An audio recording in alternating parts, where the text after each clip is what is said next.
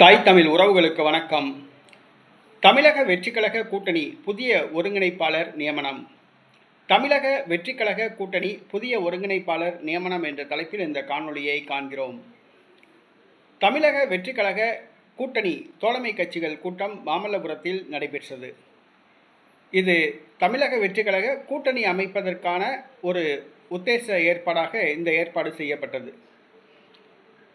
தமிழக வெற்றிக்கழக அரசுக்கு ஆதரவு அளிக்கின்ற கட்சிகள் இதில் கலந்து கொண்டன.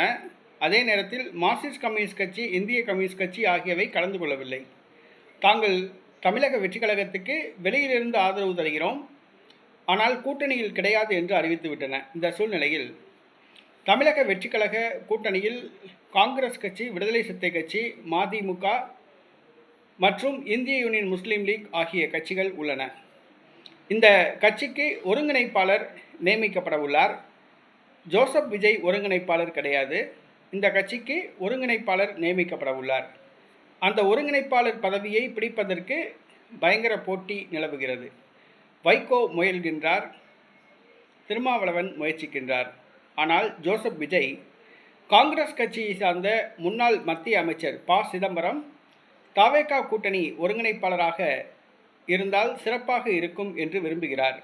ஆக ஜோசப் விஜய் விருப்பப்படி தமிழ்நாடு காங்கிரஸ் கட்சியை சார்ந்த முன்னாள் மத்திய அமைச்சர் ப. சிதம்பரம் தவேகா கூட்டணிக்கு ஒருங்கிணைப்பாளராக நியமிக்கப்படலாம் என்று கூறப்படுகிறது.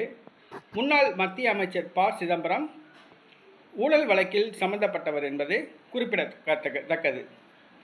அவர் மீது இன்னும் பல ஊழல் வழக்குகள் உள்ளன. அவருடைய மகன் கார்த்தி சிதம்பரம் மீதும் ஊழல் வழக்குகள் உள்ளன என்பது குறிப்பிடத்தக்கது. காங்கிரஸ் கட்சி என்று சொன்னால் தியாகம் என்பதுதான் ஞாபகத்துக்கு வரும். ஆனால் தற்பொழுது காங்கிரஸ் கட்சி என்று சொன்னால் ஊழல் தான் ஞாபகத்துக்கு வரும்.